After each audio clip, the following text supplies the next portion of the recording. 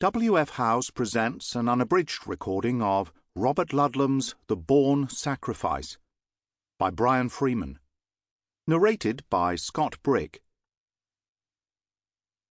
Washington, D.C., April. The young woman climbed out of a taxi near the FDR Memorial in West Potomac Park. It was almost midnight, and she zipped up her blue nylon jacket against the cold spring air. When she dug in her pocket, she found that she had only enough dollars to give the driver the exact fare. So she offered him a 20-euro note for the tip. "Es tut mir leid," she murmured, apologizing. The driver replied with a grumble of annoyance. Even so, he snatched the crumpled foreign bill from her outstretched fingers, then screeched away from the curb so quickly that she had to jump back to avoid the vehicle running over her toes.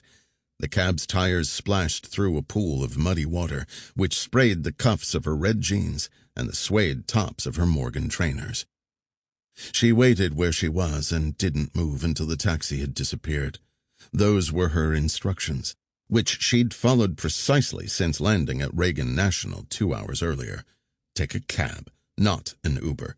Don't take the first one in line. Skip the first two and take the third.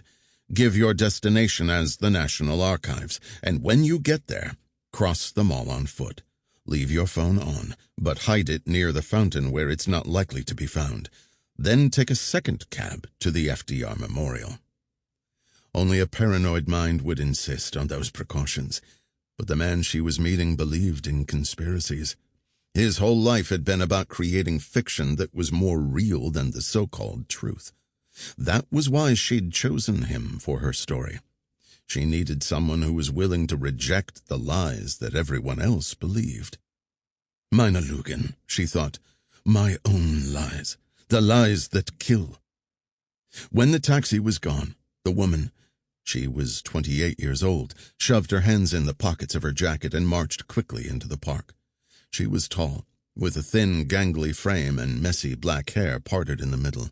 Her face was elongated and narrow, her chin making a deep U, her small nose sculpted with sharp ridges, her pale skin dotted with freckles. She had thin lips and a mouth not easily given to smiling. Her dark eyes always studied the world with a grim stare, but they were also eyes that missed very little. She crossed the plaza where she spotted FDR's famous saying carved into a stone wall. "The only thing we have to fear is fear itself." But Roosevelt had been wrong. She knew there was plenty to fear. As if to prove...